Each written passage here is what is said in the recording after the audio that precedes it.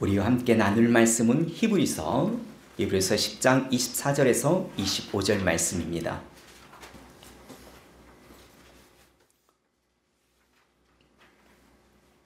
히브리서 10장 24절에서 25절 말씀, 우리 말씀 함께 봉독하겠습니다. 서로 돌아보아 사람과 선행을 격려하며 모이기를 피하는 어떤 사람들의 습관과 같이 하지 말고 오직 권하여 그날이 가까움을 볼수록 더욱 그리하자. 아멘. 우리는 코로나를 겪었습니다. 근데 그거를 팬데믹 전 세계가 함께 겪으면서 전 세계 많은 사람들이 우울감에 빠져 있었습니다. 여러분, 우울감 정말 조심해야 합니다. 이 우울감이 심해져서 우울증이 되면 매우 위험합니다. 우울증은 특별히 적절한 치료를 반드시 받아야 합니다. 우울증을 마음의 감기라고도 합니다. 여러분, 감기는 누구나 걸릴 수 있듯이 우리도 우울증에 누구나 경험할 수 있는 그런 일들입니다. 그런데 우울증이 감기와 비슷한 점이 있습니다. 감기에 걸리면 몸이 무겁고 기운이 없고 일상생활이 힘들어지듯이 우울증에 걸리면 마음이 무겁고 힘이 없고 평소에 하던 일들이 힘들게 여겨집니다. 감기는 때로는 약을 먹지 않고 그냥 편하게 푹 쉬어도 나을 수 있지만 심한 감기는 그렇게 하면 안 됩니다. 반드시 병원에 가서 약을 먹고 매우 심한 경우는 주사까지도 받아야 하는 것이죠. 우울증도 그렇습니다. 심하면 반드시 전문가의 도움을 받아서 적절한 치료를 꼭 받아야 합니다. 감기를 방치하면 폐렴으로 또 여러 가지 많은 일로 매우 위독해질 수 있습니다. 그런데 우울증도 그렇습니다. 방치하면 매우 심각한 상황에 처해질 수도 있습니다. 그런데 우리는 가끔 우울증에 걸린 사람에게 내가 의지가 약해서 우울증에 걸린 거야 라고 이야기하는 경우가 있습니다. 이건 우울증에 대해서 정말 잘 모르고 하는 이야기입니다. 우리가 감기에 걸렸을 때 주변 사람들이 좀 쉬어, 휴식하면 좋아질 거야 라고 이야기하듯이 우리는 우울증을 겪는 사람들에게 그들을 이해하고 그들을 배려해야 합니다. 사실 우울증의 문제는 의지의 문제가 아니라 이거는 치료가 필요한 질병이기 때문에 그렇습니다. 우울증을 겪는 사람들에게 따뜻한 말 한마디가 얼마나 큰 위로가 되는지 모릅니다. 괜찮아, 다 잘 될 거야. 이 말 한마디가 얼마나 큰 힘이 되는지 모릅니다. 이처럼 우울증은 마음의 감기로 함께 노력하면 극복할 수 있는 질병입니다. 그리고 이런 극복을 위해서 공동체의 도움이 정말 필요합니다. 여러분이 인생을 살면서 자신의 마음속에 심각한 문제를 편하게 나눌 수 있는 모임이 있으십니까?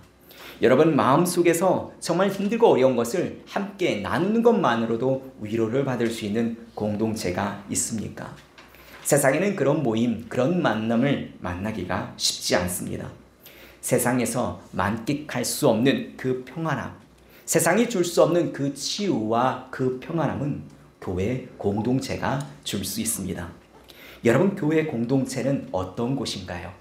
하나님께 부름을 받은 자들의 모임입니다. 하나님으로부터 부름을 받은 이 사람들은 성령의 역사로 말미암아 2000년 전에 이스라엘에 있었던 그 예수님이 그 바로 하나님의 아들이고 우리를 온 인류를 구원할 구원자 메시아로 믿어지는 놀라운 은혜를 경험하게 되어집니다. 그러므로 교회에 모인 그리스도인들은 예수님께서 자신의 죄를 대신 지시고 십자가에서 죽으심으로 말미암아 온갖 고초를 당함으로 나의 죄가 사여졌음을 믿는 자들입니다. 그런데 여기서 정말 중요한 것은 이 모든 과정 가운데에 죄 사함 받고 의인이 되는 과정 가운데에 나의 공로가 0.00001%도 없다는 것입니다. 전적인 다 하나님의 은혜입니다. 우리를 사랑하사 자신의 몸을 아낌없이 십자가에 내어주신 그 예수 그리스도의 그 보혈에 근거하여 우리는 죄 사함을 받았고 칭의, 의롭다함을 받게 된 것입니다. 그러므로 교회는 하나님께 자신의 죄를 고백하고 회개함으로 예수 그리스도의 놀라운 보혈의 그 죄 사함을 경험하는 곳입니다. 우리 이사야 1장 18절 말씀, 우리 주보를 참고하시면서 함께 봉독하겠습니다.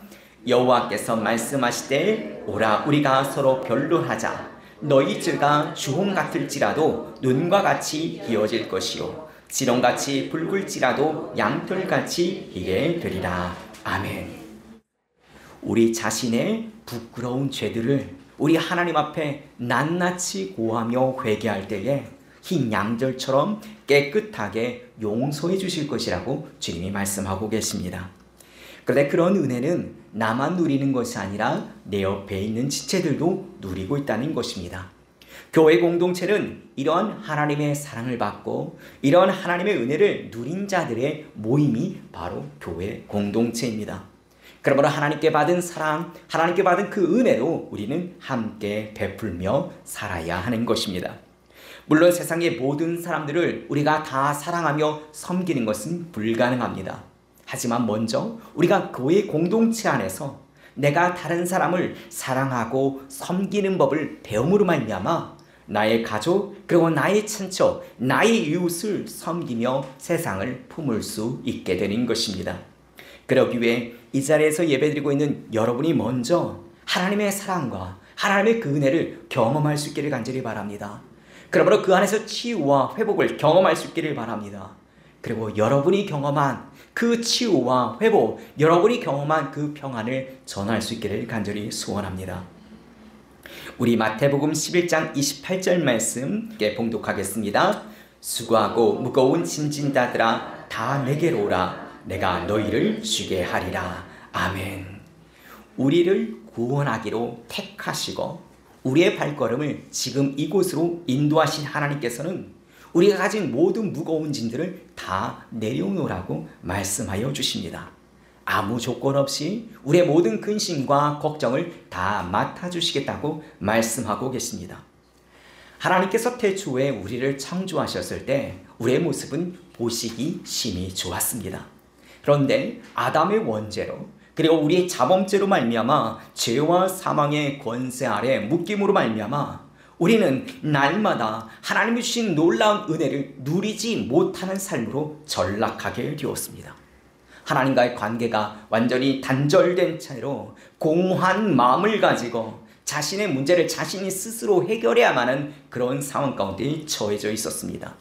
뿐만 아니라 죄로 인해서 세상에는 온갖 질병과 고통이 들어오므로 인간의 삶은 고통의 연속이 되어진 것입니다. 뿐만 아니라 하나님과의 관계 단절은 하나님과의 관계만 끊어지는 것이 아니라 사람과 사람과의 관계도 끊어버렸습니다. 죄는 이기심과 질투와 분노를 통해서 인간관계를 완전히 파괴했습니다. 그래서 끊임없이 우리의 마음의 평안을 얻기 위해서 우리의 마음의 치유와 우리의 마음의 회복을 경험하려고 이곳저곳을 기웃거리고 있지만은 진정한 평안과 진정한 기쁨, 진정한 행복을 우리는 누리지 못하는 방황하는 인생이 되었다는 것입니다. 여러분, 진정한 치유와 회복과 참 평안과 참 기쁨은 우리를 창조하신 창조주 하나님만이 주실 수 있습니다. 인간의 생사와 복을 주관하시는 살아계셔서 세계 인류 역사를 인도하시는 하나님만이 주실 수 있는 것입니다. 이것은 저의 이야기가 아닙니다. 세계 최고의 지혜를 가지고 당대 세계 최고의 갑부로 최고의 권력을 누렸던 솔로몬이 그 모든 것을 다 누려보고 그가 고백합니다. 우리 전도서 1장 2절 말씀, 전도서 1장 2절 말씀 함께 봉독하겠습니다. 전도자가 이르되 헛되고 헛되며 헛되고 헛되니 모든 것이 헛되도다. 아멘. 우리 전도서 2장 18절 말씀도 우리 2장 18절 말씀 함께 봉독하겠습니다. 그 후에 내가 생각해 본즉 내 손으로 한 모든 일과 내가 수고한 모든 것이 다 헛되어 바람을 잡는 것 같으며 해 아래서 무익한 것이로다. 아멘. 여러분, 하나님만을 경외하고 하나님의 그 뜻만을 따르는 삶이 여러분의 삶의 가장 중요한 근본으로 여길 수 있기를 간절히 소원합니다. 그러므로 하나님만이 주시는 그 평안, 하나님만이 주시는 그 기쁨과 행복을 누릴 수 있기를 간절히 바랍니다. 그리고 이런 은혜를 이 땅에서 누려볼 수 있는 곳이 바로 교회입니다. 교회 공동체는 이런 하나님의 사랑과 이런 하나님의 은혜를 경험해보지 못한 사람들에게 이런 것을 알지 못하는 사람들에게 그러한 사랑과 그런 은혜를 전하는 곳이 되어야 합니다. 여러분, 이러한 사역을 우리 교회가 온전히 감당할 수 있도록 우리 교회를 함께 세워갈 수 있기를 간절히 바랍니다. 여러분 가운데 지난 한 주에 정말 한 주 살아오면서 세상에서 온갖 너무나 힘들고 어려운 핍박 가운데 살아오신 분들도 계실 줄 압니다. 여러분, 우리 서로 사랑하는 마음을 가지고 서로 위로하며 서로 격려할 수 있기를 간절히 바랍니다. 우리는 모두 한 성령 안에 부름을 받은 한 지체로서 서로 위로하고 서로 격려해야 합니다. 오늘 본문은 우리가 서로 위로하고 서로 격려할 수 있는 방법을 구체적으로 제시하고 있습니다. 우리 24절 말씀 다시 한번 봉독하겠습니다. 서로 돌아보아 사랑과 선행을 격려하며. 아멘. 여기서 돌아보다 라는 단어는 심사숙고하다, 마음을 쓰다 라는 단어입니다. 새번역 성경에서는 이렇게 번역합니다. 서로 마음을 써서 사랑과 선한 일을 하도록 격려합시다. 이 말은 교인이 교인을 대할 때에, 서로 대할 때에 특별한 마음을 써서 대해야 한다는 표현입니다. 그러므로 서로 돌아보라, 이 말은 서로 특별한 마음을 가지고 관심을 가지고 돌아보는 것을 이야기하는 것입니다. 교회는 머리이신 예수 그리스도의 몸입니다. 우리는 그 한 몸에 붙어있는 각 지체들입니다. 그러므로 몸에는 여러 지체들이 있지만 지체들이 서로에게 관심을 가지는 것은 매우 당연한 것입니다. 여러분이 만약에 길을 걷다가 어떤 모퉁이에 새끼발가락을 부딪히면 자연스럽게 온몸의 그 통증이 느껴집니다. 그리고 눈은 그 아픈 발가락을 보게 되고 손은 그 아픈 부분을 만지는 것은 너무나 자연스러운 동작입니다. 이처럼 우리 가운데에 어떤 지체가 아픔을 겪고 있다면 이에 특별한 마음을 가지고 돌아보는 것은 매우 자연스러운 모습이라는 것입니다.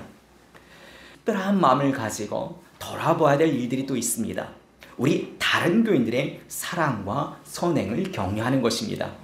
우리 24절 말씀을 다시 보면 서로 돌아보아 사랑과 선행을 격려하며 라고 말씀하고 있습니다. 성도들끼리 우리 서로와 특별한 마음을 가지고 관심을 가지고 서로 돌아보아서 서로의 사랑하는 모습, 그리고 서로가 선행하는 모습을 발견하며 이를 격려해 주어야 한다고 말씀하고 있는 것입니다. 다른 성도의 실수나 잘못, 그 단점이 아니라 그가 행한 그 사랑하는 모습들, 그리고 그가 행한 그 선행들을 발견하고 격려해 주어야 한다는 것이죠. 여러분, 사람의 행동은 지적받는다고 행동이 고쳐지지 않습니다. 물론 심하게 혼나면 그 앞에서는 하겠죠. 하지만 그것은 그렇게 사람 행동을 바꾸지 않습니다. 그런데 참 신기한 것은 다른 사람의 그가 행한 그가 행한 선행은 잘 보이지 않는다는 것입니다.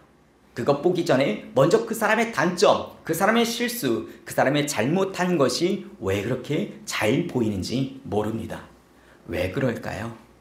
우리는 그만큼 수많은 지적을 당하고 수많은 그런 아픔 속에서 살아왔기 때문에 다른 사람의 잘못, 다른 사람의 단점, 다른 사람의 실수를 딱 보면 바로 눈에 보인다는 것입니다.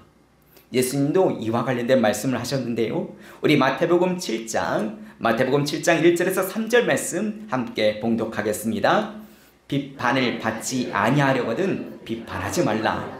너희가 비판하는 그 비판으로 너희가 비판을 받을 것이요 너희가 헤아리는 그 헤아림으로 너희가 헤아림을 받을 것이니라. 어찌하여 형제의 눈 속에 있는 티는 보고 너희 눈 속에 있는 들보는 깨닫지 못하느냐. 아멘. 여러분, 우리 이런 죄악의 습성을 고칠 수 있도록 노력할 수 있기를 간절히 바랍니다. 여러분, 우리 교회 안에서만이라도 먼저 바꾸도록 노력할 수 있기를 간절히 바랍니다.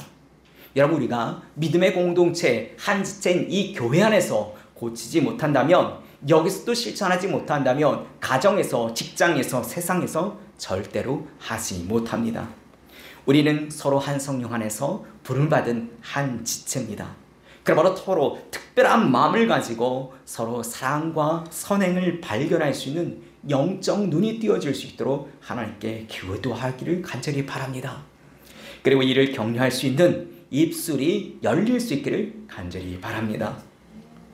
여러분, 인간 행동의 변화는 우리가 지식적으로 안다고 바뀌어지지 않습니다. 우리가 지식적으로 그 이해는 되지만 우리의 마음과 의지가 동반되지 않으면 변화가 되지 않습니다. 그래서 먼저 서로의 감정을 이해하고 공감할 때 그때 변화가 일어나게 됩니다. 그리고 사실 말보다는 삶으로 보여줄 때 그 변화가 일어나게 됩니다. 예수님이 그러셨습니다. 그런데 우리는 예수님처럼 다른 지체들 앞에서 우리가 온전한 본을 보여주는 것이 참 힘듭니다. 하지만 우리가 서로 특별한 마음을 가지고 관심을 가지고 서로가 서로를 돌아보며 서로가 서로의 그 살아가는 모습들, 그 선행하는 모습들을 발견하고 서로 격려한다면 그 지체의 살아가는 모습 그리고 그 선행하는 모습들은 더욱 커질 것이고 자연스럽게 안 좋은 행동들은 작아질 것입니다. 예수님이 그러셨습니다. 누가복음 19장에 보면 세리 삭개오에 대한 이야기가 기록되어 있습니다. 예수님께서 세리 삭개오에게 어떻게 행하시나요? 당시의 세리는 로마의 권력에 빌붙어서 같은 동족의 그 피 같은 돈을 갈취하던 악한 자들이었습니다.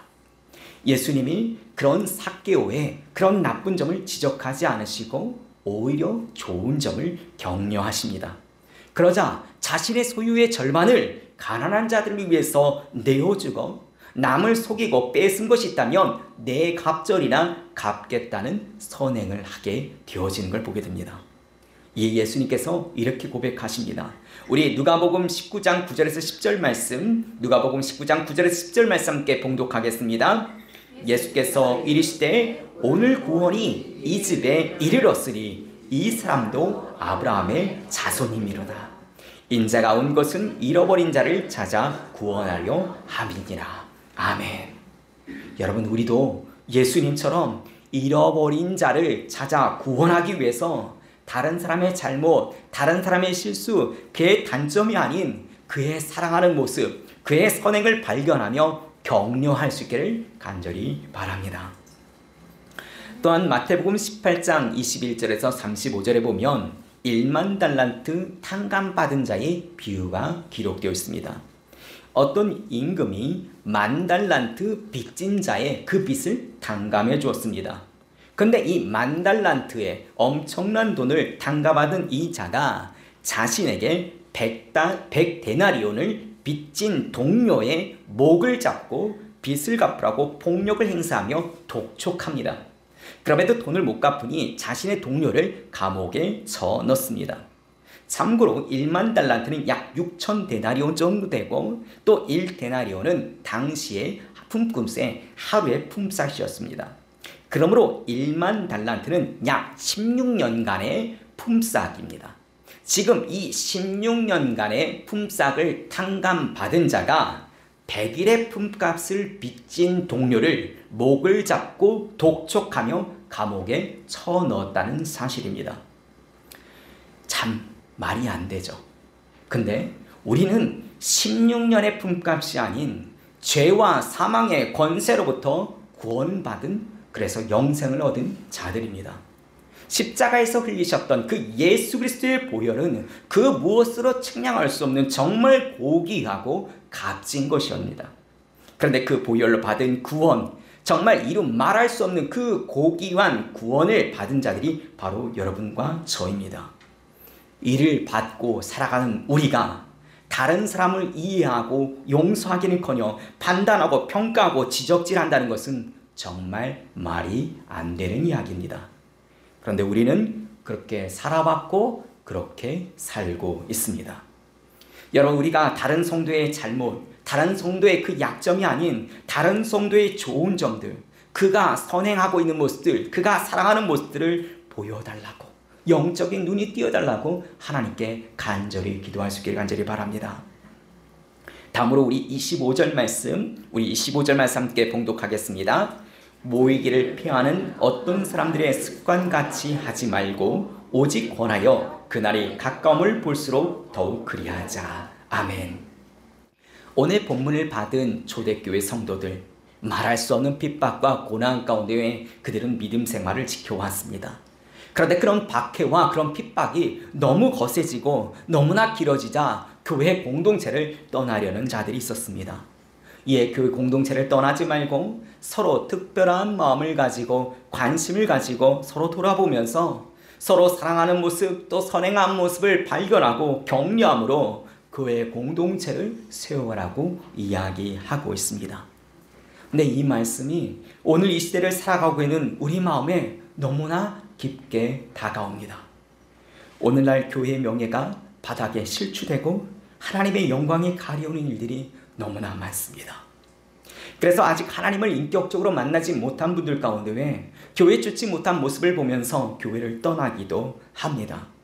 여러분, 우리 일산 청학교회 성도들은 그 어떤 박해와 핍박이 온다 할지라도 우리가 서로 한 성령 안에서 부르심을 받은 한 지체임을 우리가 확신하고 서로 특별한 마음을 가지고 관심을 가지며 서로 사랑과 선행을 발견하고 서로 격려함으로 말미암아 주님이 다시 오시는 그날까지 우리 일산 청암교회를 온전히 세워갈 수 있기를 간절히 바랍니다.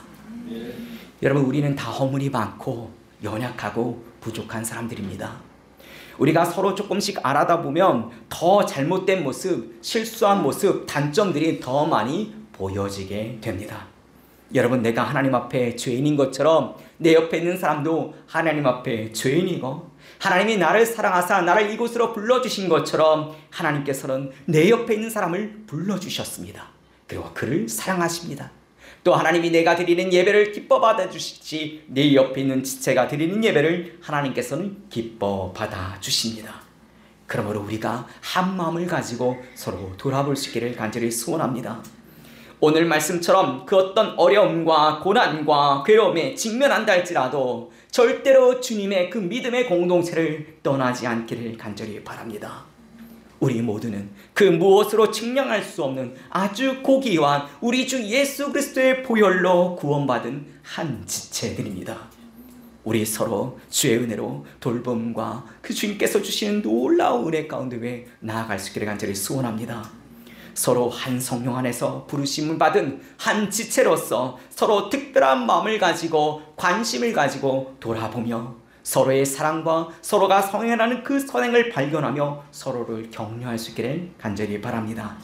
그러므로 주님이 다시 오시는 그날까지 우리 일산 청암교회를 온전히 세워가시기를 우리 주 예수 그리스도 이름으로 축원합니다.